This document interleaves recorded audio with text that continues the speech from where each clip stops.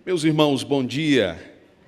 Que a graça e a paz do nosso Senhor e Salvador Jesus Cristo estejam com todos nesse dia tão especial, no dia do Senhor. Eu quero convidá-lo a abrir a palavra de Deus em Gênesis capítulo 12, é o texto que nós prosseguiremos com o nosso estudo. Eu quero, antes mesmo de começar, agradecer aos irmãos que mandaram mensagem para a gente, para a Thalita, preocupados se eu estava bem. Graças a Deus estou bem. No domingo, após a escola dominical, eu fui ao médico, né? E ele falou, olha, fique em casa descansando. A pressão estava oscilando bastante, 14, 13. Aí eu falei, irmão, para descansar, será que eu posso andar a cavalo? Ele falou, não, deixa o cavalo quieto. Fica em casa, fica sossegado. Voltamos no médico essa semana. Ele passou uma lista infindável de exames que a gente tem que fazer. E dado o histórico, meu pai biológico já teve 5 infartes. Ele pediu que eu não faça caminhada por enquanto, não jogue futebol, atrapalhou o nosso joguinho ontem. E ficasse mais quietinho, não pode ir na academia, não pode fazer caminhada. Eu falei, tá bom. Até que os exames fiquem prontos e ele então certifique de que eu posso voltar às atividades normais. Mas eu quero agradecer a todos vocês que se preocuparam, mandaram mensagem, fizeram contato. Deus os abençoe. Graças a Deus hoje estou bem e a gente vai voltar ao nosso estudo de Gênesis 12, falando sobre a teologia bíblica do Pentateuco. Vamos à palavra de Deus então, em Gênesis capítulo 12, nós vamos ler os primeiros 9 versículos desse texto. Gênesis capítulo 12. Ora, disse o Senhor a Abraão, sai da tua terra, da tua parentela e da casa de teu pai e vai para a terra que te mostrarei. E de ti farei uma grande nação, e te abençoarei e engrandecerei o nome. Se tu uma bênção, abençoarei os que te abençoarem, amaldiçoei os que te amaldiçoarem, em ti serão benditas todas as famílias da terra. Partiu, pois, Abrão, como lhe ordenara o Senhor, e Ló foi com ele. Tinha Abrão 75 anos quando saiu de Harã. Levou Abrão consigo a Sarai, sua mulher, e a Ló, filho de seu irmão, e todos os bens que haviam adquirido. E as pessoas lhes acrescentaram em Harã. Partiram para a terra de Canaã e lá chegaram. Atravessou Abrão a terra de Siquém até ao carvalho de Moré. Nesse tempo, os cananeus habitavam nessa terra. Apareceu o Senhor a Abrão e lhe disse, darei à tua descendência esta terra. Ali edificou Abrão um altar ao Senhor que lhe aparecera. Passando dali para o monte ao oriente de Betel, armou a sua tenda, ficando Betel ao ocidente e Ai ao oriente. Ali edificou um altar ao Senhor e invocou o nome do Senhor. Depois seguiu Abrão dali, indo sempre para o Neguebe. Senhor, estamos diante de sua palavra, conduza o nosso estudo nesta manhã, quando meditaremos sobre sua graça a partir da vida do seu servo Abraão. Que o Senhor fale conosco nesta manhã. Amém. Meus irmãos, no último estudo conduzido pelo reverendo Isaías, ele falou ou encerrou a história primitiva ou a história primeva. Nós falamos sobre a criação. A criação apontou para o padrão de perfeição de Deus. Através da criação nós podemos descobrir que Deus revela na sua criação, Ele se revela na sua criação, mostrando o seu poder, mostrando sua perfeição e criando o homem à sua imagem e semelhança. Semelhança essa que, como disse o reverendo Vitor, quando do seu estudo, apontava já para o nosso representante perfeito, para Cristo, o segundo Adão. E é importante destacar que quando digo segundo Adão, é porque há uma distinção do primeiro para o segundo. Na criação tudo fora criado de forma perfeita, o Senhor criou o homem de forma perfeita e estabeleceu para este homem alguns mandatos, cultural, social e espiritual, que dizem respeito basicamente sobre como o homem deve se relacionar com o próximo, sobre como o homem deve se relacionar com a natureza criada, com o mundo criado, como um bom mordomo regendo tudo, e também como o homem deve se relacionar com Deus. No Éden, ainda nesse jardim, o Senhor estabeleceu com o homem um pacto. A este chamamos de pacto de obras, onde o Senhor estabelece as cláusulas, estabelece a bênção e, por consequência, a punição. Se obedecer, vive; se não obedecer, morre. E esse homem deveria obedecer ao Senhor. Na parte que cabe ao homem de obedecer ao Senhor, nesse grande pacto de obras, o homem falhou, dando ouvido à serpente que disse: olha, era isso que Deus disse para não comer? Não, não foi assim que Deus disse. Podemos comer de todas, exceto daquela. Então os homens deixaram a verdade de Deus e passaram a acreditar na mentira da serpente, tornando-se, portanto, seres caídos. Caíram da graça de Deus. Eles caíram da condição original, melhor dizendo. E, ao cair, receberam punições. Deus puniu os agentes ali envolvidos nessa quebra do mandamento. Puniu o homem, puniu a mulher, e há uma punição, mas nesse cenário, há uma punição ali de que alguém teria a cabeça esmagada. Mas nesse cenário de caos, uma boa notícia: a flor da graça floresce. Porque nesse cenário onde há sentenças, há anúncios de punição, um cenário de morte, por assim dizer, vemos também a graça de Deus em dar uma boa notícia em Gênesis 3,15, de que o descendente, a semente da mulher, esmagaria a cabeça da serpente. Vimos ainda em Gênesis 3, quando desse cenário, o Senhor providenciando roupas que pudessem efetivamente cobrir a vergonha dos nossos pais, porque folhas de figueira jamais seriam suficientes. Para fora do jardim, jardim bem guardado por querubins com espadas. Só um parênteses, o médico que me atendeu segunda-feira se chama Dr. Éden. Eu temi chegar lá porque pensei, deve ter 2 querubins na porta com espada desse tamanho. Voltando para o nosso estudo, me lembrei aqui rapidamente do Dr. Éden. Quando entrei no consultório, pensei que fosse um paraíso, não tinha nada de paraíso lá. Mas tá bom. Para fora do Éden, a maldade cresceu. Nós já começamos a ver semente da mulher, semente da serpente. E já começamos a ver inimizade surgindo entre essas duas sementes, a ponto de um matar o outro. Vemos a maldade crescendo. A maldade avança e então o Senhor pune a humanidade mandando o dilúvio. E faz com Noé uma aliança. A maldade avança. Novamente a gente vê a maldade surgindo mesmo após o dilúvio. Os homens maquinam para conspirar contra o Senhor. Lembro do texto que o reverendo Isaías usou, Salmo 2. Os homens se levantam, os povos, as nações, maquinam contra o seu ungido, dizendo: sacudamos de nós as suas algemas, rompamos, ou seja, não precisamos de Deus, vamos ficar livres dele. E então os homens decidem criar, ou montar uma cidade e criar uma torre que pudesse alcançar a morada dos deuses. Isso aqui é um ponto bem interessante, porque o que vemos na Torre de Babel é que os homens expulsos do jardim querem agora viver em cidades, em que os homens que deveriam se espalhar pela terra, constroem uma cidade e uma torre com objetivo. O texto mesmo vai dizer, para que não sejamos espalhados pela terra. A rebeldia do homem é sempre uma rebeldia contra aquilo que Deus disse. É sempre uma rebeldia contra o Senhor. Vimos então que o Senhor decide acabar com aquela reunião em prol da rebeldia. Vimos o Senhor então dizendo: desçamos e confundamos. O Senhor então confunde os homens, dando-lhes línguas diferentes, e povos passam a surgir. Vimos aqui a graça de Deus, que ao invés de eliminar esses homens por sua rebeldia, os separa em povos. O Senhor usa de graça. Os homens que não podiam mais ter contato com Deus, quiseram por eles mesmos, baseado na obra de suas próprias mãos, alcançar o Deus ou a divindade que haviam perdido no Éden. Mas o Senhor usou de graça para com todos eles.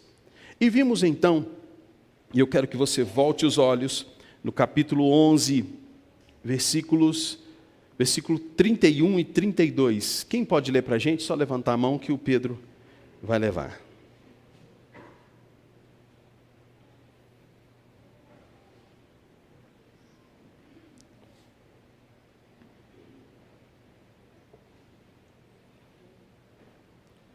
Tomou Tera a Abraão, seu filho, e a Ló, filho de Harã, filho de seu filho, e Saraai, sua nora, mulher de seu filho Abraão, e saiu com eles de Ur, dos caldeus, para ir à terra de Canaã.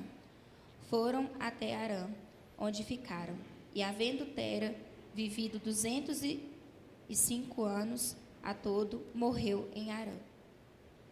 Ok, obrigado. E o versículo 1 disse: o Senhor a Abrão.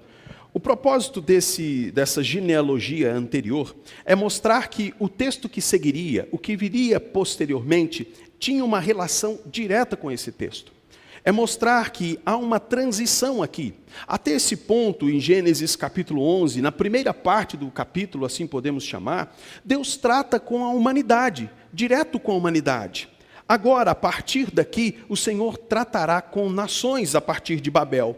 E o Senhor agora vai mostrar, o texto melhor dizendo, vai mostrar que Abrão está dentro dessa linhagem, dentro de uma linhagem que vai ficar mais evidente cada vez mais a distinção e a oposição de uma para outra. Nessa segunda parte,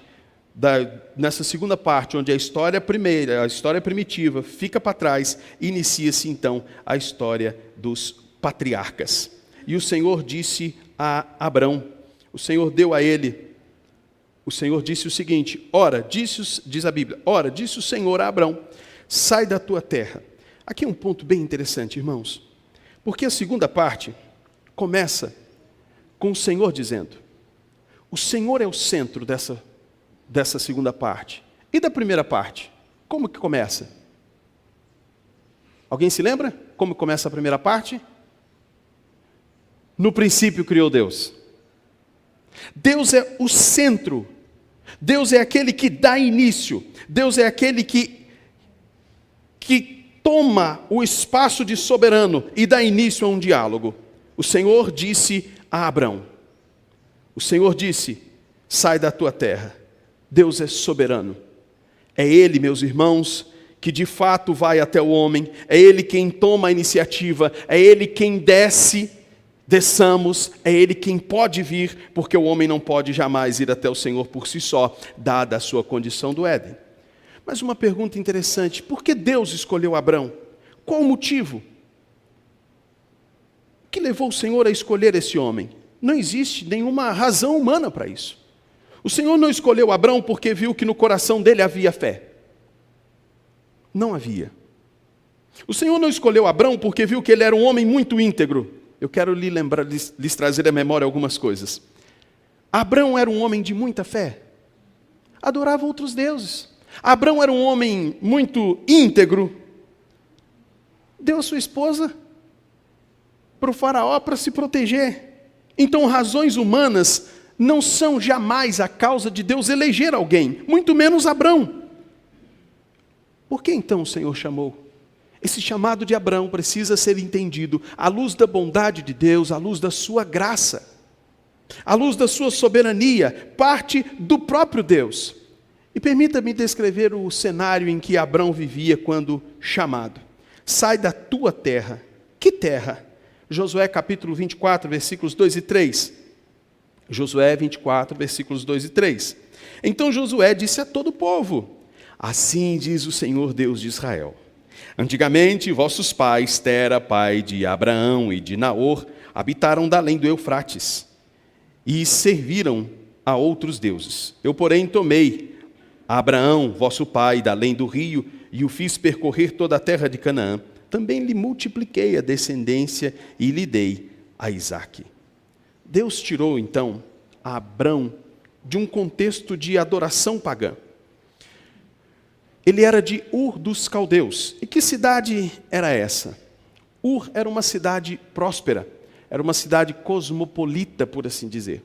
Uma cidade cosmopolita seria como se fosse Ouro Branco, por exemplo, onde vem gente de toda parte para trabalhar, onde vem gente de diversas regiões. Ela ficava às margens do rio Eufrates e era conhecido também pelo seu panteão, pelos seus muitos deuses. A cidade tinha, inclusive, um zigurate de Ur dedicado à deusa Lua. Eles adoravam a natureza e características humanas, adoravam vários deuses.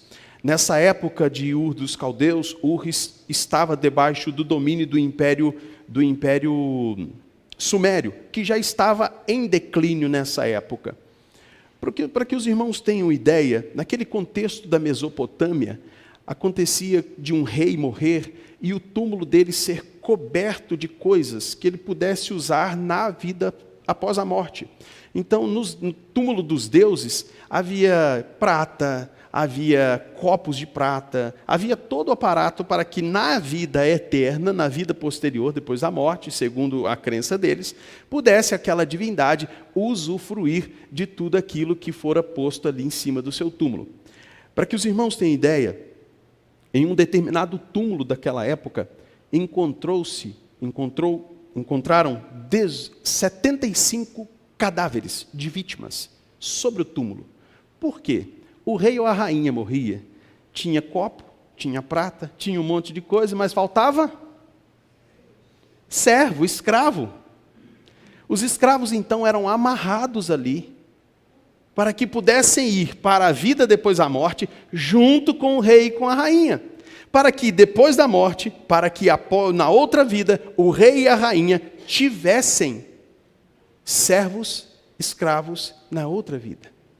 Então, esse era o contexto da Mesopotâmia, de uma forma geral, para que os irmãos entendam que é esse o contexto que cresceu Abrão.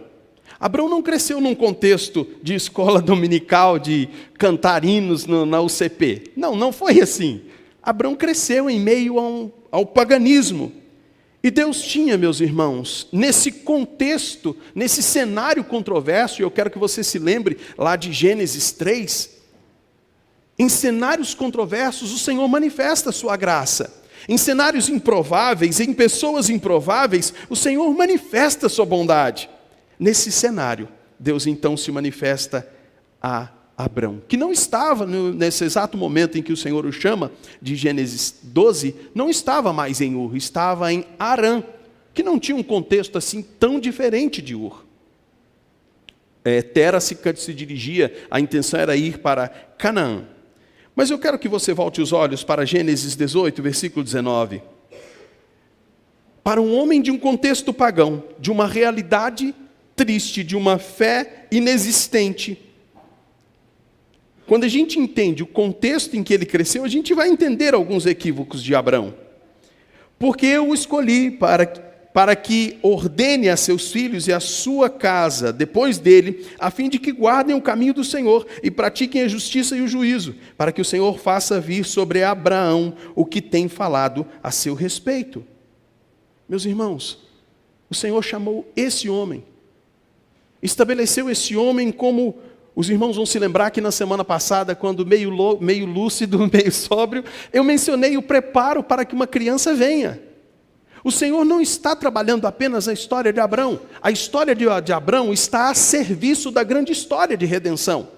E é preciso pensar que, em distinção de povos separados por causa de Babel, o Senhor não se vale de povos já existentes e se apropria, expulsando outros deuses e se apropriando daquela fé. O Senhor prepara um povo que seria como o preparo para o ápice desta revelação que está progredindo, que era o nascimento do Filho de Deus. Aquele que era prometido lá em Gênesis, a semente da mulher. Até aqui está tranquilo, irmãos? Com alguma dúvida? Qualquer dúvida é só levantar a mão, tá bom? Vai para uma terra que eu te mostrarei. Sai da terra dos seus pais. Deixa Ur, deixa Harã, deixa seus pais. Deixa para trás isso e vai para uma terra que eu te mostrarei. Qual a garantia que ele tinha disso? Vai para uma terra que eu te mostrarei. O próprio Deus é a garantia. O Senhor assegura para aquele homem que ele teria a sua presença, a sua providência, que ele teria Deus como o seu guia. Vem, Abraão, vai para uma terra que eu vou te mostrar. Na comunhão com Deus, Abraão usufruiria do apoio espiritual, moral e material. O Senhor não estava dizendo, vai nessa tua força, que daqui de longe eu te assisto. Não. O Senhor acompanharia, estaria junto com Abrão, sendo Ele mesmo o guia, o provedor para Abrão. O que Deus prometeu para Abrão, gente? O que Deus prometeu para ele? Vai para uma terra. Vai para uma terra. Gênesis capítulo 15, versículos 18 a 21. Vamos ler. Quem puder ler, só levantar a mão que o Pedro vai levar o microfone. Gênesis 15, do 18 ao 21.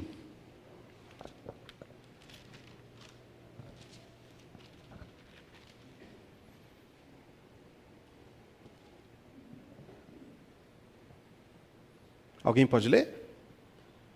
Naquele mesmo dia, fez o Senhor aliança com Abraão, dizendo: a tua descendência dei esta terra, desde o rio do Egito até o grande rio Eufrates, o Queneu, o Quenezeu, o Cadmoneu, o Eteu, o Ferezeu, os Refaíns, os Amorreus, os Cananeus, os Gigazeus e os Jebuseu.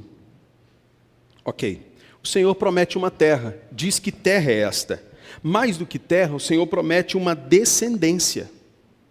O Senhor promete uma descendência para Abrão. Vamos lá em Gênesis 17, versículos 2 ao 7, por favor. Gênesis 17, do 2 ao 7.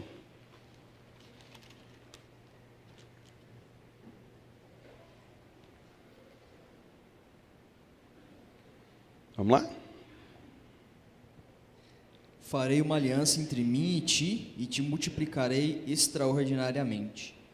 Prostrou-se Abrão o rosto em terra, e Deus lhe falou: quanto a mim, será contigo a minha aliança, serás pai de numerosas nações.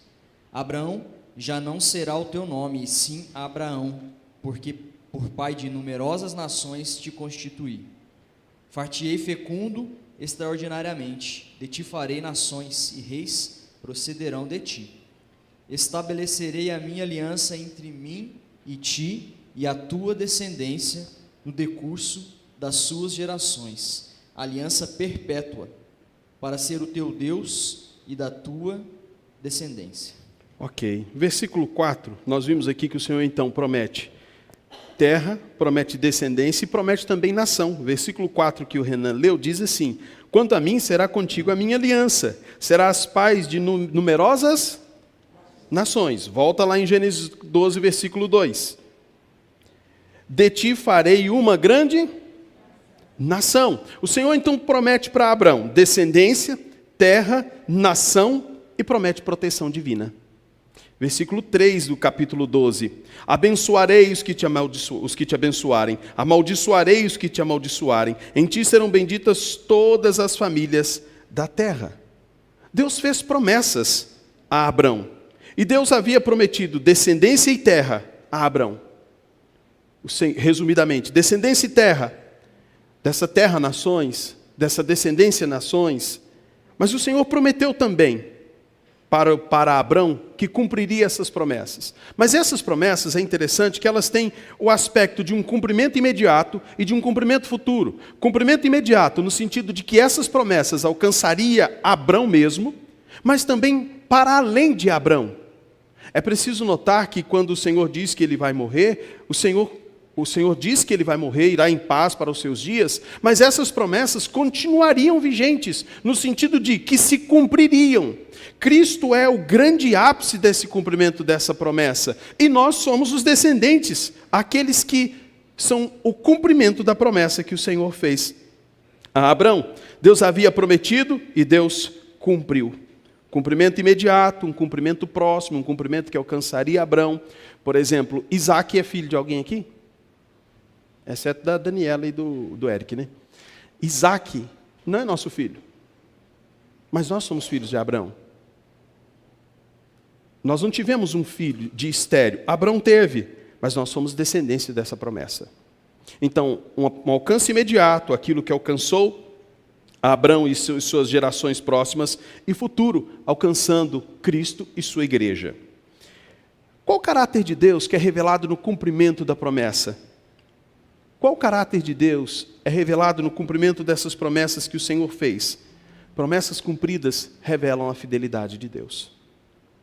Deus que chamou Abrão, podemos afirmar então que ele é um Deus fiel, que chama pessoas em cenários controversos, num cenário de ausência de fé, se manifesta a elas, tendo sua vontade soberana como motivação para isso, chama estas pessoas, faz promessa a essas pessoas, e ele cumpre essas promessas. Deus mostrou-se, e eu quero que você observe isso, Deus mostrou-se extremamente compassivo com Abrão. Porque, meus irmãos, vamos olhar o texto, no prosseguimento do texto, Gênesis 12, a gente vê que Abrão chega ao Egito. Abrão no Egito, ele chega e teme pela sua própria vida, não é verdade? Olha, você é muito bonita, pode ser que os homens aqui queiram me matar. Então vamos fazer o seguinte, vamos falar que você é minha irmã. E Abrão faz isso. E o que acontece? O prosseguir da história. Faraó, então, é punido, o Egito é punido com pragas, e o faraó chama-se, por que você fez isso? Por que você disse que ela é sua irmã? O que aconteceu? Olha o versículo 18. Chamou, pois, faraó Abrão, e lhe disse, que é isso que me fizeste? Por que não disseste que ela era tua irmã? Por isso, tua mulher, melhor dizendo, e me disseste que ela era tua irmã? Por isso a tomei para ser minha mulher. Agora, pois, eis a tua mulher. Toma e vai. E Faraó deu ordens aos seus homens a respeito dele. E acompanharam-no, a ele e a sua mulher. Meus irmãos, o Senhor se mostra compassivo quando a fé de Abrão se mostra vacilante. Não somente aqui, mas o Senhor se mostra compassivo com ele quando ele mais à frente vai dizer assim, o Senhor prometeu. Por acaso, quem vai herdar tudo vai ser um servo? Vai ser Eliezer? Deus disse, não, nenhum servo vai herdar. O Senhor se mostra compassivo. O Senhor se mostra misericordioso diante das falhas, diante de uma fé que não é perfeita, e me lembro agora de um pai que levando o seu filho aos discípulos, e os discípulos não podendo expulsar o demônio que estava naquele jovem, ele diz assim para Jesus, se tu podes, e Jesus responde, tudo é possível ao que crê. E qual é a resposta dele? Eu creio, ajuda-me na minha incredulidade. Eu não tenho uma fé perfeita. Eu não tenho uma fé perfeita. O Senhor não requer, meus irmãos, daqueles a quem Ele chama por bondade e graça, uma fé perfeita, infalível, inerrante. E o que é fascinante, que a despeito desta fé, que não é perfeita, o Senhor continua a cuidar e preservar a promessa que Ele mesmo fez. Abrão no Egito, qual o risco que corria aqui, gente? Tendo em vista tudo que o Senhor prometera. O risco da promessa não se cumprir. Porque Deus não falou, Abrão, que vai te proteger, que vai te guardar, mas o Senhor garante que a promessa se cumpra. Ela não vai falhar. Ainda que Abrão tenha uma fé que não é perfeita, vai lá, Faraó, essa mulher é dele. Ixi, corre, devolve a mulher para quem é de direito. A fé que faz besteira, ou que tropeça, que não é perfeita, que é vacilante, nem ela é capaz de impedir que o Senhor cumpra a promessa que Ele fez. O Senhor sempre despertará e trará de volta para aquilo que Ele mesmo estabeleceu, para cumprir aquilo que Ele mesmo criou ou prometeu. Deus assegurou a Abrão que ele teria um filho, e é interessante esse texto de Gênesis 18, que o Senhor não repreende ele quando ele pergunta. O Senhor não diz assim, olha, você está vacilando. Abrão tinha uma fé sólida, mas não uma fé perfeita. O Senhor o encoraja. Todas as vezes. E nós vamos ver ao longo do nosso estudo, que é interessante isso. Que Abrão tropeça e o Senhor reafirma todo o seu compromisso. Acontece alguma coisa, o Senhor reafirma o seu compromisso. Abrão vai pelejar contra os reis que levaram Ló, e o Senhor depois vai dizer, eu sou teu escudo, Abrão, fica tranquilo. O Senhor disse: farei de ti uma grande nação, eu te abençoarei, te engrandecerei o nome, abençoarei os que te abençoarem, amaldiçoarei os que te amaldiçoarem. E quando o Senhor chama Abrão, qual é a resposta dele? Obedientemente, ele diz: eu vou. E ele diz isso com ação, tá, gente? O Senhor diz: vai para a tua terra, e ele vai. Ele responde a essa promessa de forma obediente. Foi estabelecido aqui, meus irmãos, um vínculo. O Senhor veio, o Senhor promete, e ele obedece. E o que Abrão faz no final da perícope que lemos inicial? O Senhor adora, Abraão adora ao Senhor. Volte os olhos lá para o versículo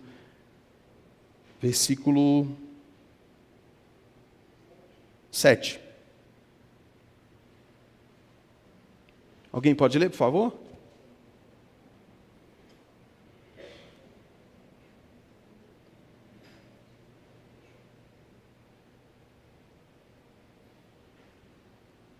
Versículo 7, capítulo 12.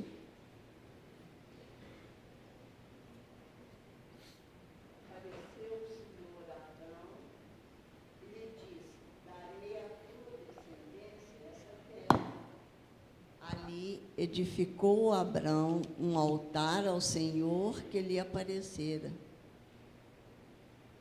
Isso. Deus faz uma promessa. Abrão obedece e faz um culto. Vamos novamente avançar. Capítulo 13. A gente vê Abrão e Ló se separando. Há uma contenda e Abrão então deixa Ló escolher. Ló escolhe as campinas. Uma campina que era tão boa que o texto vai dizer que era semelhante ao jardim do Senhor. Ele escolhe um lugar bonito, bacana. Abrão levou Ló. Ló é levado a cativo depois que escolhe as campinas de Sodoma e Gomorra. Abrão então vai e peleja contra os homens contra esses reis. Resgata Ló. Vemos Melquisedeque que abençoa Abrão.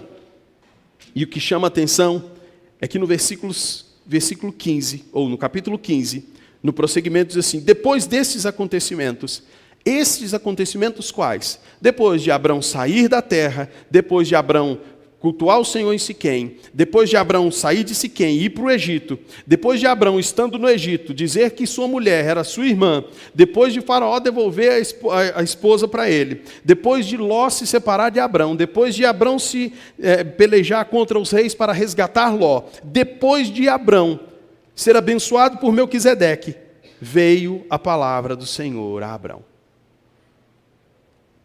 Depois disso, veio a palavra do Senhor a Abrão. E meus irmãos, esses acontecimentos conectam o que vem antes com o que vem depois. Ló se separou de Abrão, estabeleceu-se na planície, Abrão vai, resgata Ló, e diante de tudo isso, o Senhor diz para Abrão: eu serei o seu escudo. Volte os olhos para o capítulo 15, versículo 1. Alguém pode ler? Pedro, por favor.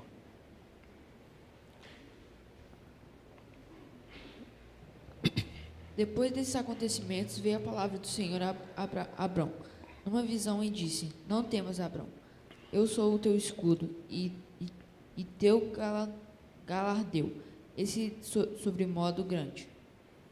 Ok, eu sou o teu escudo. Por que Abrão disse para o faraó que a esposa era irmã? Medo, certo? Depois de ficar com medo de Abrão, ele tem de Faraó, Abrão tem que pelejar contra reis. Depois desses acontecimentos, o que o Senhor diz para ele? Eu sou o teu escudo. Basicamente é: Abrão, fique tranquilo. Eu abençoo quem abençoar vocês. O Senhor está reafirmando para Abrão aquilo que ele havia dito lá atrás.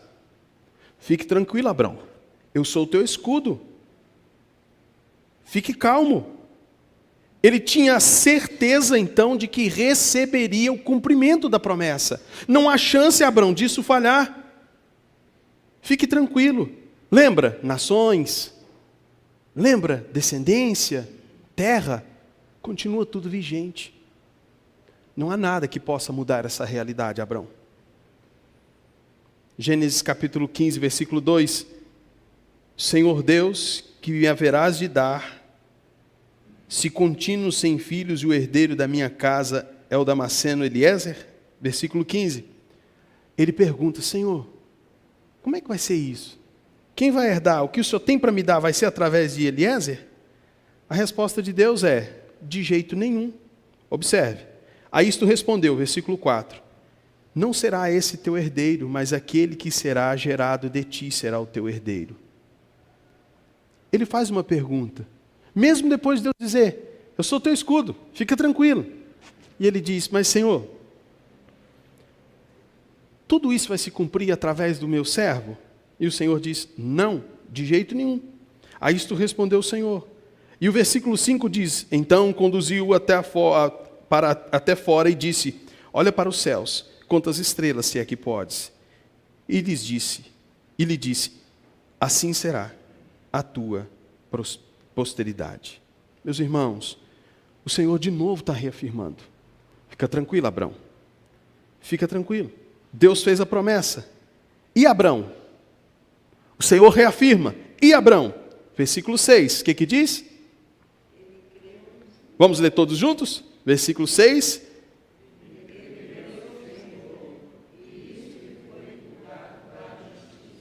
Ele creu no Senhor. Fé. Ele teve fé, ele creu e isso lhe foi imputado por justiça. Fé e justiça te lembra de algum texto? Lembra de algum texto? Vamos lá. Novo Testamento, lembra alguma coisa? Justificados, pois, mediante a fé, temos paz com Deus. O Senhor justificou. O que isso significa? Significa que Abrão estava fazendo aquilo que o Senhor queria, estava na vontade de Deus. Pela fé ele estava fazendo aquilo. Crendo em tudo que Deus disse, ele estava fazendo. E isso lhe foi atribuído por justiça. A fé, justiça. Ele creu e isso lhe foi atribuído por justiça. Ele foi declarado justo. A justiça havia sido imputada. Significa que ele foi declarado estar em conformidade com a vontade de Deus. Tendo sido declarado, ele foi justo por um ato gracioso de Deus. Ser justo, ser feito justo, significa estar em estado de justiça.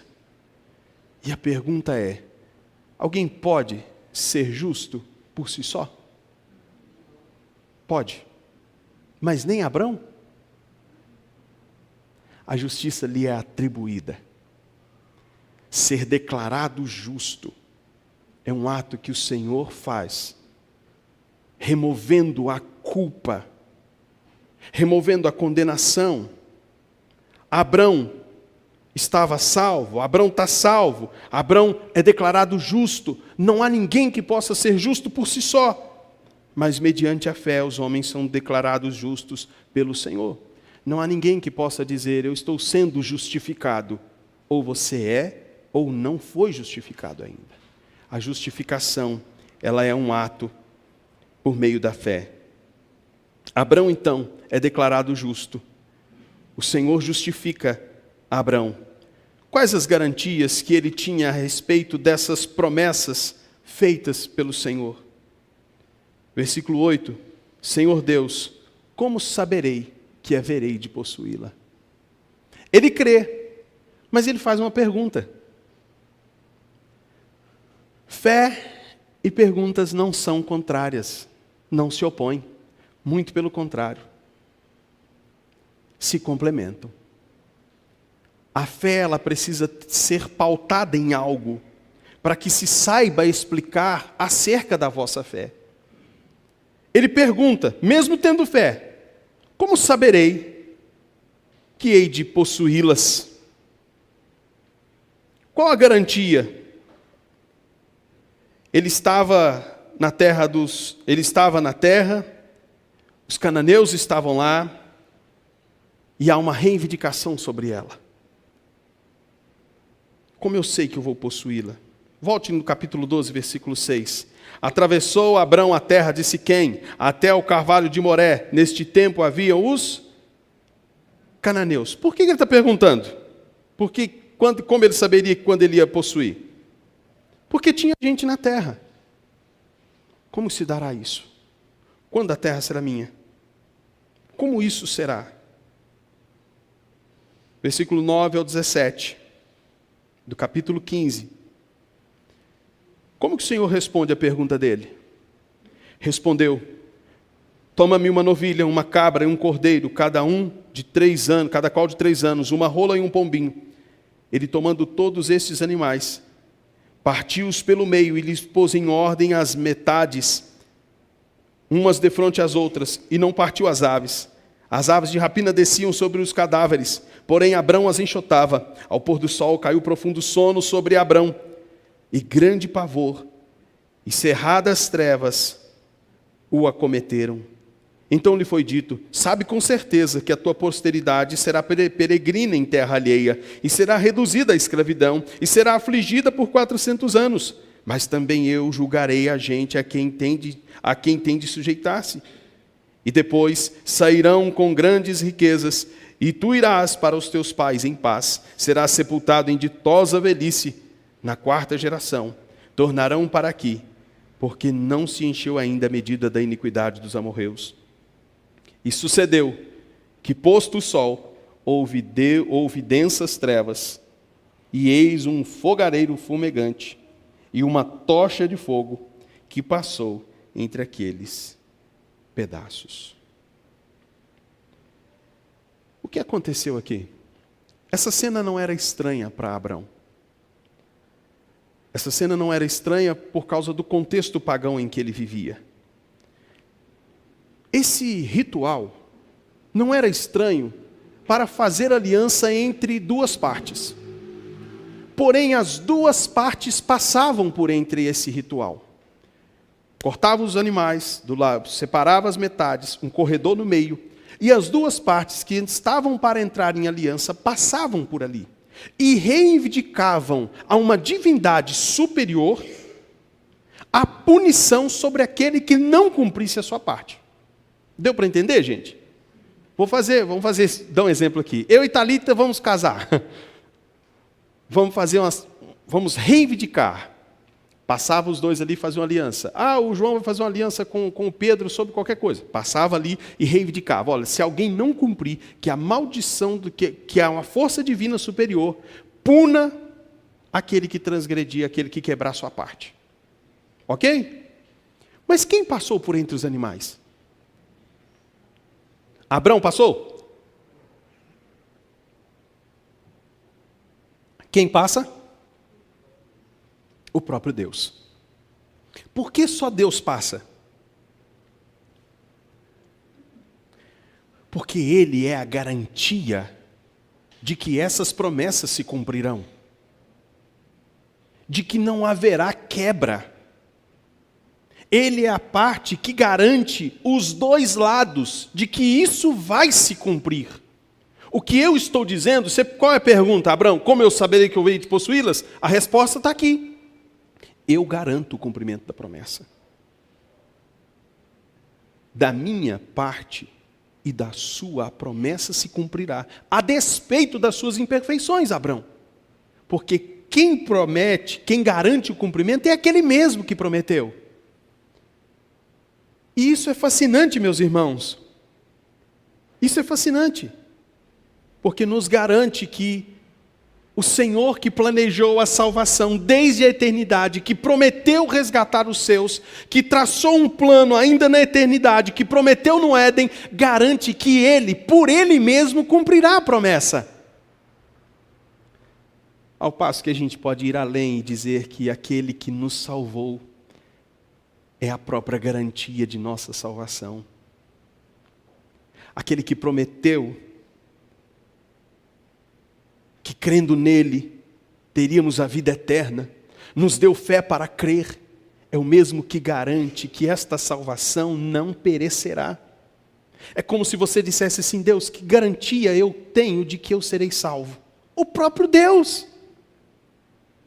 Porque nós fomos selados pelo Espírito Santo. Ele é o penhor. A ideia de selo aqui é a ideia do selo imperial daquela época. Quando selava-se uma propriedade com o selo real, ninguém poderia quebrar aquele selo.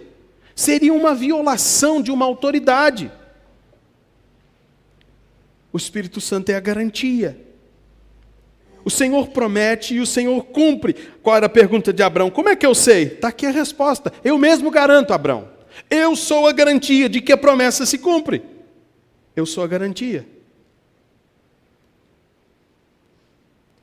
Eu quero que você observe que até aqui, a história não é a história de um homem de fé, mas é a história de um Deus cheio de graça. A história não é de um homem que tem uma fé infalível, que a gente tem que dizer, quem dera eu quisesse ser como Abraão. Mas é, quem dera o Senhor me alcançasse. E Ele alcança. Certa vez, eu me lembro da minha juventude, né? Lá com os meus 16, 17 anos, a gente tinha uma turma muito boa de estudar a Bíblia juntos e tal. Aí a gente ficava conversando, os rapazes. Rapaz, quando chegar no céu, eu vou querer conversar com Abraão, viu? Eu vou querer conversar com Moisés. Eu vou querer bater um papo com fulano. Mas a gente tinha em mente as características positivas dessas pessoas. Mas aqui na terra, quem queria ser muito amiguinho de Abraão? Não dá para confiar nele. Ele entrega a sua mulher para o camarada, ganha um tanto de presente em troca. Não dá para confiar muito nele. Quem queria ser muito amigo de Davi? Ele toma a mulher e ainda mata o cara. Não é história de pessoas, é a história da redenção sendo construída e inserindo pessoas que são pecadoras na história. E nessa história de salvação garantida pelo Senhor, o Senhor te inseriu nela. O Senhor te colocou nela. E a garantia de que você chegará na eternidade não é porque você foi fantástico, mas é apesar das suas imperfeições, o Senhor garantiu que você chegará. Deus tinha prometido uma descendência. Deus fez uma promessa, Deus tinha prometido uma terra, e Deus fez uma cerimônia pactual. Uma cerimônia onde Deus é a própria garantia. O Senhor prometeu e o Senhor mesmo cumpre. Deus, então, avançando no texto, muda o nome de Abrão. O capítulo 16 termina com ele com 86 anos, quando Ismael nasceu. Deus mudou o nome de Abrão, fez promessas, fez com ele aliança, e Deus disse que vai ter filho. Com 86 anos, Ismael nasceu. E o capítulo 17, eu quero que você avance comigo, ele vai começar registrando que 13 anos depois, apareceu o Senhor a Abraão. Observe, quando atingiu Abraão a idade de 99 anos, apareceu-lhe o Senhor e lhe disse: Eu sou o Senhor, eu sou o Deus Todo-Poderoso, anda na minha presença e ser perfeito. Farei uma aliança entre mim e te multiplicarei extraordinariamente. Prostrou-se a Abrão, o rosto em terra, e Deus lhe falou: Quanto a mim, será contigo a minha aliança, e serás pai de numerosas nações. Abrão já não será teu nome, e sim Abraão. O Senhor muda o nome dele. Ele já era bem velho. E o texto diz que que ele já tinha atingido. E quando diz que estabelecerei contigo uma aliança, a ideia é de que continuarei, não uma nova aliança. Não é que o Senhor está dizendo: olha, Abraão, vamos fazer tudo novo? Não. Nós vamos estabelecer, eu vou reafirmar tudo aquilo que eu já reafirmei. E como isso se dá? Versículo 9. Vamos ler do 9 até o 14? Alguém pode ler para a gente? Sim.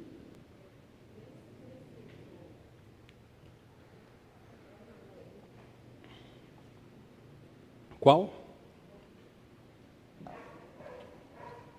No capítulo 17, versículo 1, igual, né, você está enfatizando a graça,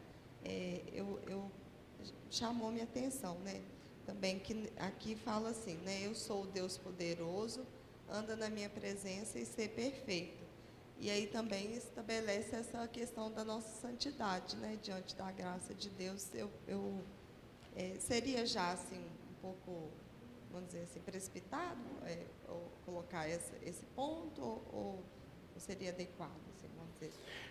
Eu acho interessante a gente pensar, anda na minha presença e ser perfeito.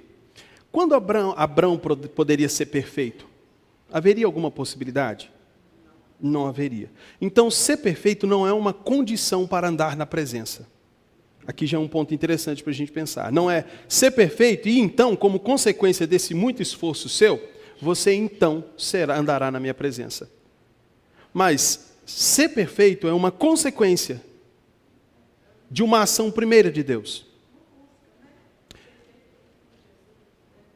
Exato.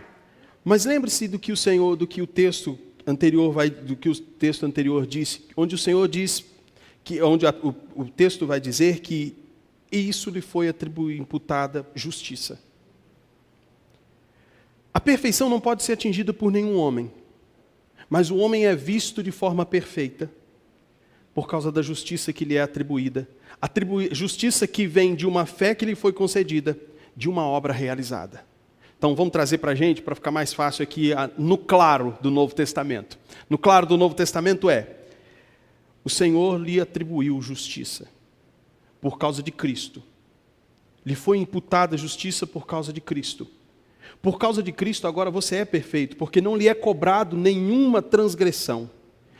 Paulo escrevendo vai dizer isso, Deus estava reconciliando consigo o mundo, não imputando aos homens transgressão alguma. A perfeição não está atribuída ao fato de eu fazer alguma coisa ou não fazer, mas aquilo que foi feito por mim.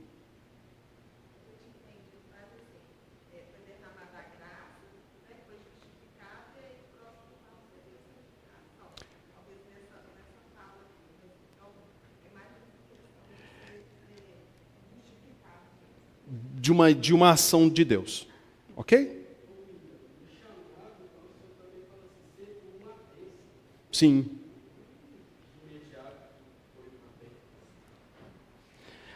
A mesma sequência. Mesma sequência. Mais alguém, irmãos? Marcos. Depois a Natália.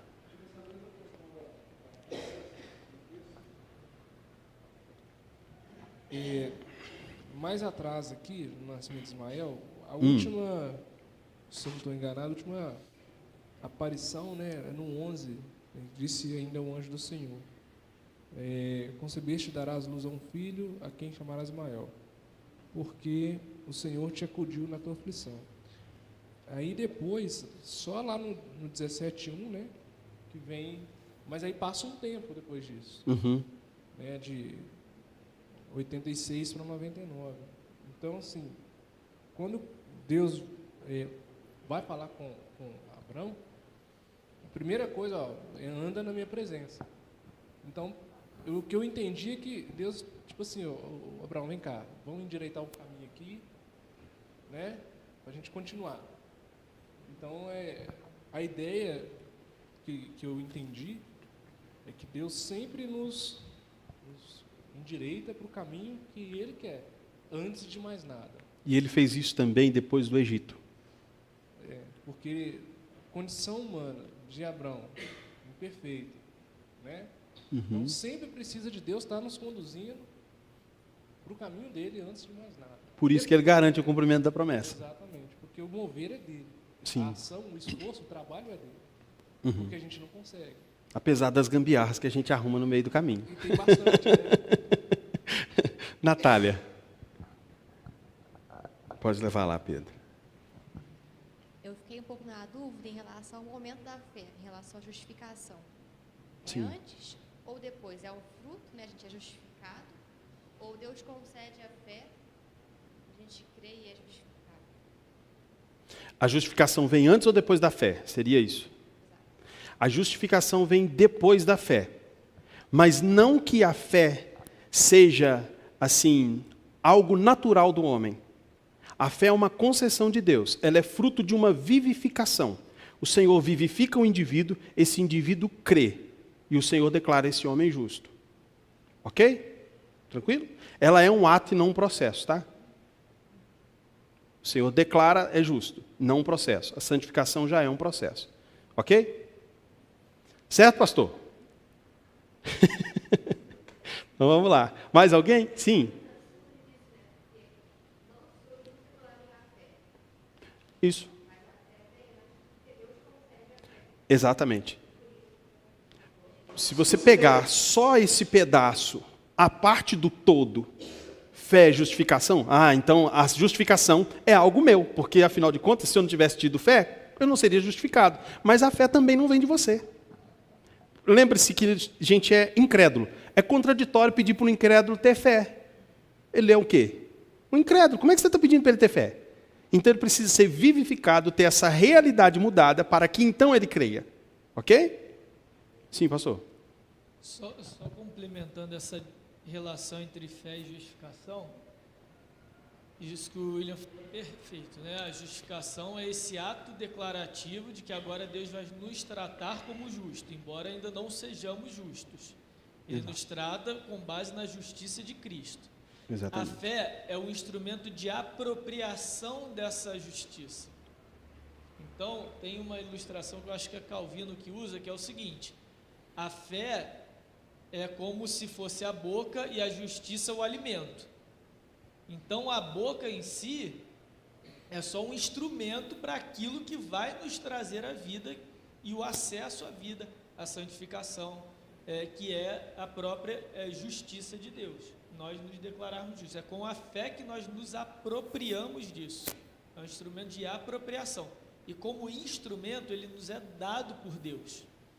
Não é uma potência que existe no ser humano. Ok. Relação. Bom, excelente exemplo, né? Ela, sim. Deixa eu só trazer o microfone para você, que aí todo mundo ouve. Sobre a questão da intensidade da fé. Né? A pessoa pensa assim, quando tem aquele texto que fala assim, quando você tiver a fé como um grão de mostarda.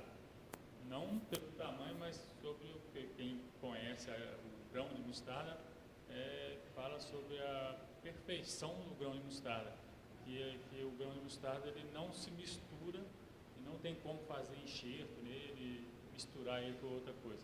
Ele é um grão perfeito de mostarda. Ele não é pelo tamanho. Porque tem menores. Pela perfeição desse grão de mostarda. Ou seja, existe a questão de fé, não o tamanho da fé, mas a fé perfeita. Né? A pessoa fala assim, eu tenho fé, mas tem aquela plena fé, a fé perfeita. É interessante pensar em fé perfeita, porque muita gente acha que quando a gente vai pregar para alguém que crê em qualquer coisa, é mais fácil do que pregar para alguém que não acredita em nada. E não é. Porque a fé em qualquer coisa não é a mesma fé que fé em Cristo. Não é só mudar o objeto da fé. Entende, gente, o que eu estou querendo dizer? Não é só dizer, fulano acredita na pedra, então vamos tirar a pedra e colocar Jesus? Não é assim. Essa fé dele é nada. Ok? Tem que ser uma fé que só pode ser concedida, porque ele é um incrédulo mesmo acreditando na pedra. Ok? Obrigado, Heber. Vamos então à leitura de Gênesis 17, do 9 ao 14, por favor. Quem vai ler para a gente?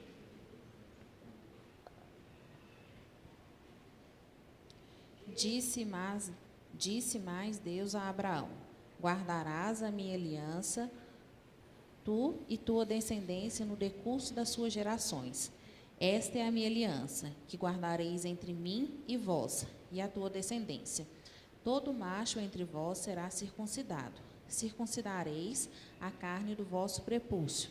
Será isso por sinal de aliança entre mim e vós. O que tem 8 dias será circuncidado entre vós. Todo macho nas vossas gerações, tanto o escravo nascido em casa, como comprado a qualquer estrangeiro, que não for da sua estirpe. Com efeito, será circuncidado o nascido em tua casa e comprado por seu dinheiro. A minha aliança estará na vossa carne e será aliança perpétua. O incircunciso, que não for circuncidado na carne do prepúcio, essa vida será eliminada do seu povo. Quebrou a minha aliança. Ok. O Senhor institui a circuncisão como uma promessa nova, gente. Uma promessa nova? Não. Agora, como uma nova promessa? Não. Como um sinal de um povo de uma promessa, de um povo que recebeu uma promessa. Ok, gente? A circuncisão passa a ser, então, a distinção entre um povo a quem pertence a promessa e a um povo a quem a promessa não pertence. Ok? E o que aconteceu nesse meio? Abrão e Sara decidem, então, ter um filho. E eles têm a ideia brilhante de fazer uma gambiarra. Mesmo depois de tantas promessas, Deus falasse, não, está tudo certo. A gambiarra era, pega Agar, tem um filho com ela, e esse menino vai ser o descendente da promessa. Está vendo que não pode ser pela perfeição? Não pode ser. O que Deus disse? Você vai ter um filho, camarada. Mas ele fala assim, Agar está ali de bobeira, eu não estou fazendo nada, nem você também. Vem cá, a gente tem um filho aqui, então beleza. E o que isso causou? Causou um atrito terrível. Primeiro, entre Agar e Sara. Causou um atrito que perdura entre esses dois descendentes, Ismael e Isaque. Quem é o grande herdeiro das promessas? Eu sou o primogênito, não, uma promessa é minha. A promessa é minha, mas o primogênito sou eu. E essa treta vai avançando pelos séculos. Mas e Deus nessa história? Sabe o que é fascinante nessa história? É que o Senhor diz para... O Senhor não abandona Agar, nem Ismael. O rejeitado não é esquecido por Deus, mas isso não faz com que ele seja inserido. Não faz com que ele seja inserido na linhagem da promessa. Deus usa de graça comum para com essas pessoas. Imagina a cena, coloca o menino debaixo de um galho ali e vou me afastar enquanto o menino chora, para ver se acontecia o que com ele. Vocês se lembram da história? Para ver se ele morre. E quem intervém nessa história? Abrão? Deus. Deus se compadece daquele que não é o herdeiro da promessa. E o herdeiro da promessa, a quem a promessa foi feita, Abrão, é o homem que deixa, que despede e vai embora. Vai tua descendência, meu filho, pode ir embora, porque o negócio agora é vou ter meu filho tudo certinho, beleza. Como um pai, ele tropeça.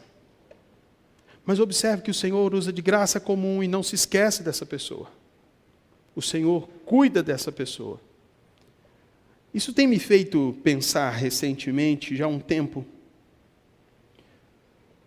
sobre o papel da igreja, irmãos. Porque a gente pensa a igreja apenas para dentro, mas pensar em igreja como para fora. Como, de que forma os cristãos podem prestar em certa medida, auxílio para aqueles que não fazem parte da promessa? Porque às vezes a gente acha que Deus só cuida da igreja. Às vezes a gente pensa que Deus só cuida dos crentes. Mas pessoas que se perderão eternamente estão usufruindo de boa saúde hoje. Estão comendo, descansando, tendo boa vida, a ponto de causar até indignação em gente da promessa. A ponto de alguém ficar indignado e escrever um salmo sobre essa indignação. De que maneira Deus assiste essas pessoas? Essas pessoas não são esquecidas pelo Senhor, mesmo sendo pessoas a quem a promessa não pertence. De que forma Deus pode aliviar o sofrimento dessas pessoas? Ou de que forma você pode ser usado por Deus para aliviar o sofrimento desses que não fazem parte? Óbvio que esse não é o papel da igreja prioritário, pense nisso e lembre-se bastante disso. A igreja deve adorar ao Senhor, primeiramente. A igreja deve pregar o Evangelho, recepcionar as pessoas que estão sendo inseridas pelo Senhor, assisti-las, edificando-as. Mas a igreja também não pode fechar os olhos para aquele que está debaixo de uma árvore, deixada ali chorando para que morra. Em certa medida, obviamente, guardadas as devidas proporções. Gente, não estou defendendo que a igreja tenha que viver para fora, mas estou dizendo que a gente não pode fechar o olho. Estou dizendo que a igreja não pode fingir que nada está acontecendo. Bom, a circuncisão, eu quero que você volte os olhos lá para o versículo 23 do capítulo 17. Vamos ler? Do 23 ao 27.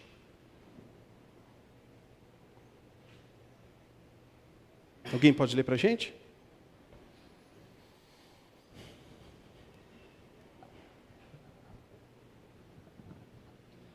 Tomou, pois, Abraão a seu filho Ismael e a todos os escravos nascidos em sua casa, e a todos os comprados por seu dinheiro, todo macho dentre os de sua casa, e lhes circuncidou a carne do prepúcio de cada um, naquele mesmo dia, como Deus lhe ordenara.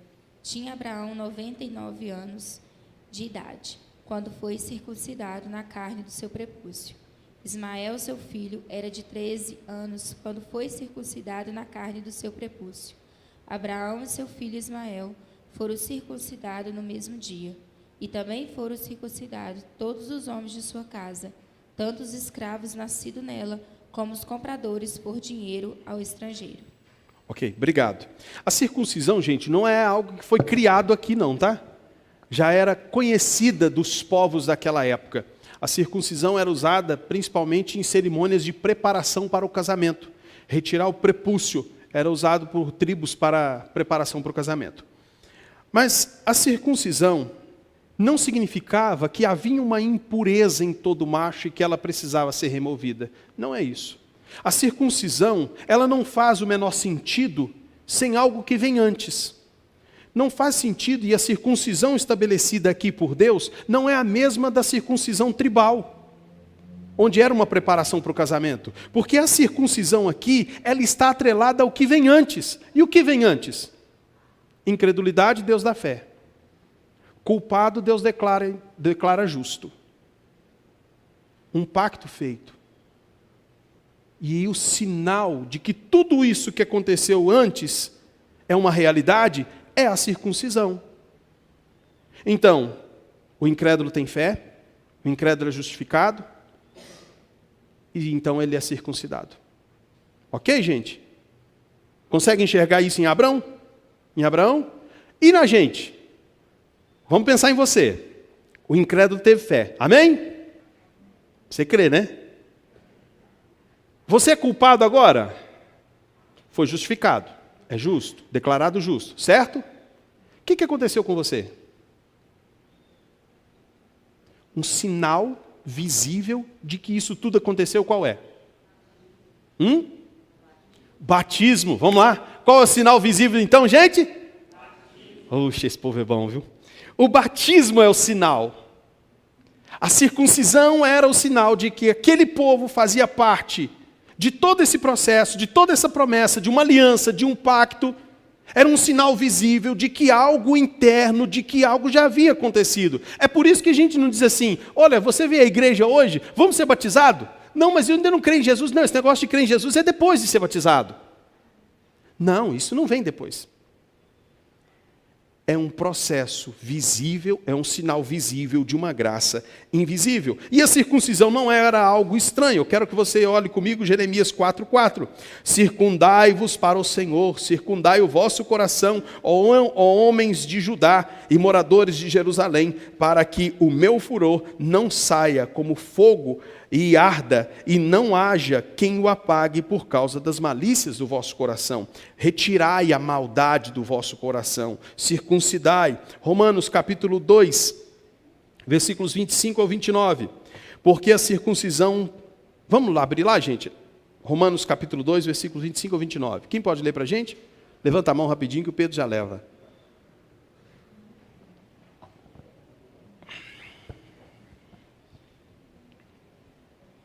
Porque a circuncisão tem um valor, se praticares a lei. Se és, porém, transgressor da lei, a tua circuncisão já se tornou incircuncisão. Se, pois, a incircuncisão observa os preceitos da lei, não será ela, porventura, considerada como circuncisão?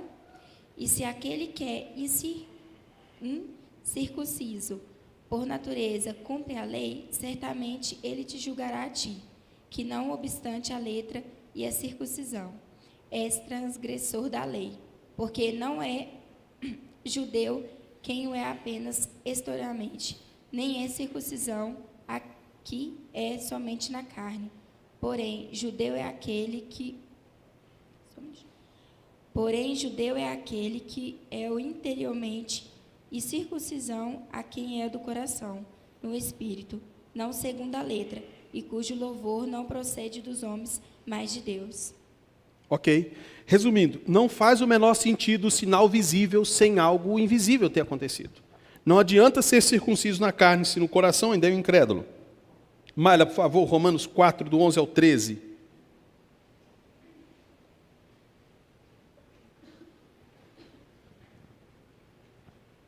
E recebeu o sinal da circuncisão como selo da justiça da fé, que teve quando ainda incircunciso, para vir a ser o pai de todos os que creem, embora não circuncidados, a fim de que lhes fosse imputada a justiça. E pai da circuncisão, isto é, daqueles que não são apenas circuncisos, mas também andam nas pisadas da fé que teve Abraão, nosso pai, antes de ser circuncidado. Não foi por intermédio da lei que Abraão ou a sua descendência coube a promessa de ser herdeiro do mundo, e sim mediante a justiça da fé. Ok. Abraão creu antes mesmo da circuncisão. Ok, gente? Não adianta inverter a ordem, o sinal não faz o menor sentido. A circuncisão apontava para o fato de que alguém passou a fazer parte, era o ingresso de que essa pessoa passou a fazer parte dessa comunidade a quem pertencem as promessas, dessa comunidade a quem o Senhor chamou. O compromisso individual desta pessoa com esta comunidade, olha gente, eu faço parte dessa comunidade. Como alguém que faz parte desta comunidade, vamos colocar aqui, como um hebreu, como um descendente de Abraão, eu tenho coisas a serem feitas. Uma delas é o compromisso de circuncidar todo macho.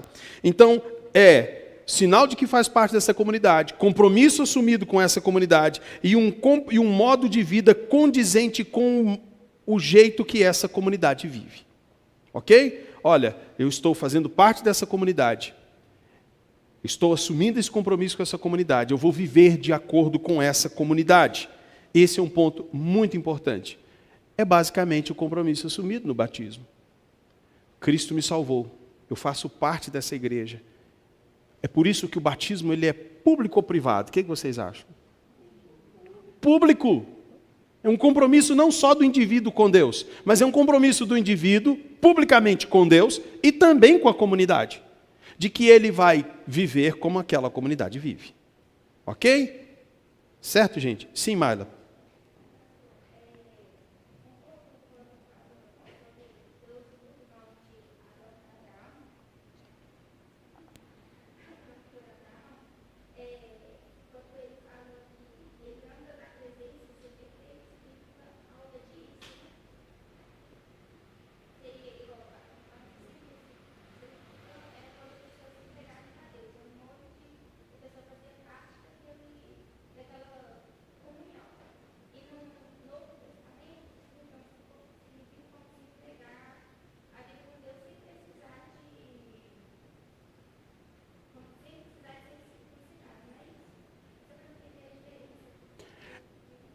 O princípio é o mesmo. A ordem é a mesma. O batismo só é sinal de que a fé lhe foi concedida, de que você foi justificado, de que você foi salvo, de que você é de Cristo. E que agora isso vai ser de forma visível comunicado à igreja de que você foi alcançado pela graça de Deus, que você passa a fazer parte dessa igreja e que você vai viver de acordo com essa igreja. Na circuncisão de Abraão, era sinal de que esse povo é o da promessa, de que já houve fé ali em Abraão, de que o Senhor justificou Abraão, e era o sinal de que tudo isso aconteceu. Ok? A partir daí, a partir de tudo isso, eles deveriam buscar viver para a glória de Deus em obediência, mas certos de que o Senhor já os declarou justos. Ok? Nós fomos justificados, certo? Mas ainda pecamos. Mas esse pecado que hoje cometemos é capaz de nos tirar a justificação já declarada? Não, porque se ela fosse conquistada por mim, eu poderia perder, porque eu conquistei baseado em alguma coisa que eu fiz. Então, se eu deixar de fazer alguma coisa, eu posso perder essa justificação. Não é assim. É um ato declaratório. Deus declarou que você é justo por causa da justiça de Cristo, por causa da obra de Cristo. Ok?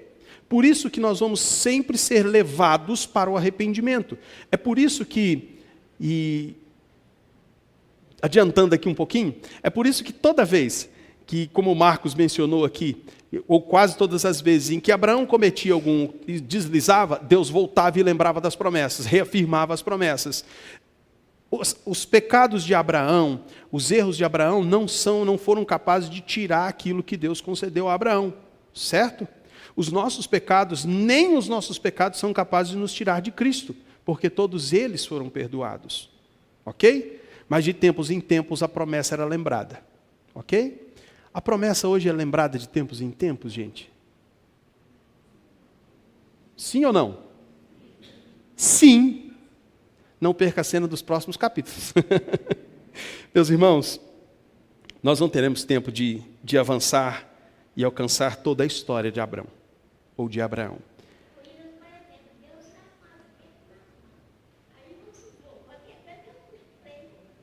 Isso, Deus puxa o freio, né? Às vezes Ele puxa o freio para a gente não, como um bom pastor que usa o cajado, e usa esse cajado para puxar a ovelha, né?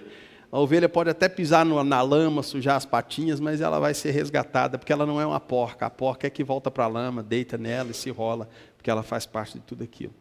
Meus irmãos, povo, Abraão e Deus. Quem era o mediador dessa história? Quem estava como agente desse pacto? Deus, Abraão e povo. Abraão estava no meio. Por isso que a gente foi lá no Novo Testamento e leu o judeu falando e se orgulhando de Abraão, sou filho de Abraão, Abraão, Abraão, Abraão, Abraão. Quem é o mediador da nossa salvação? Deus, os homens, Jesus. Muito mais excelente do que Abraão. Abraão só é aquela sombra que nos faz olhar para o Novo Testamento e pensar, tem algo aqui que eu já vi mais à frente. Não me é estranho. Como a gente olha para a circuncisão, como fizemos aqui. A gente olhou para a circuncisão, opa, não me é estranho. A gente foi lá, está lançando luz, o batismo. Cristo é mais excelente e é o mediador perfeito. Abraão não se entregou, não se sacrificou. Cristo fez uma obra completa. É por isso que nós podemos dizer que, embora não judeus, sim, descendentes de Abraão, descendentes daquela promessa que fora feita, porque Abraão não é o grande centro dessa promessa. O centro dessa promessa está no cumprimento dela, Cristo encarnado, dizendo, está pago o pecado desse povo. Descansemos, meus irmãos, que nós não nos perderemos. O Senhor nos garante a nossa salvação. A justiça a nós é imputada. Abraão reivindicou a terra, Cristo também. Cristo reivindicou, Cristo consumou a obra. E fiquemos tranquilos, que nós teremos, com toda certeza, um novo céu e uma nova terra. Para a gente encerrar, alguém tem alguma pergunta? Sim.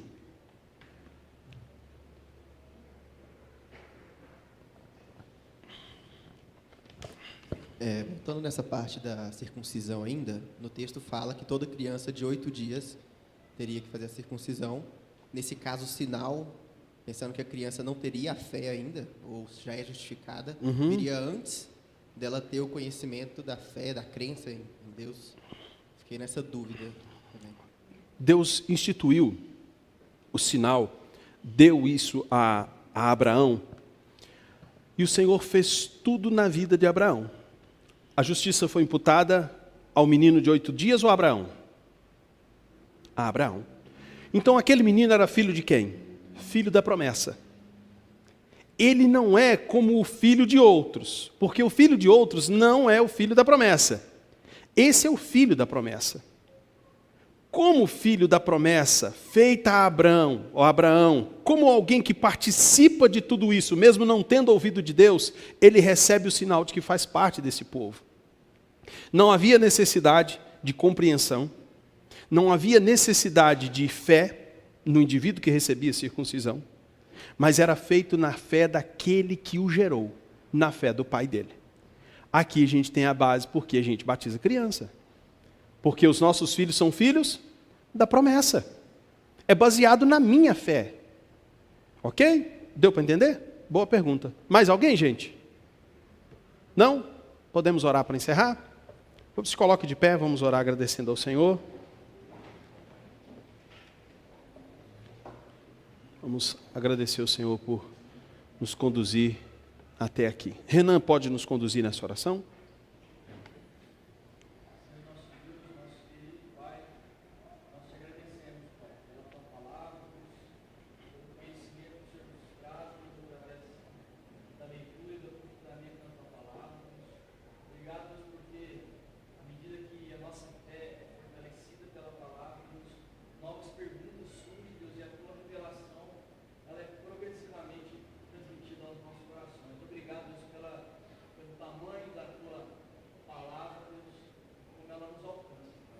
Amém.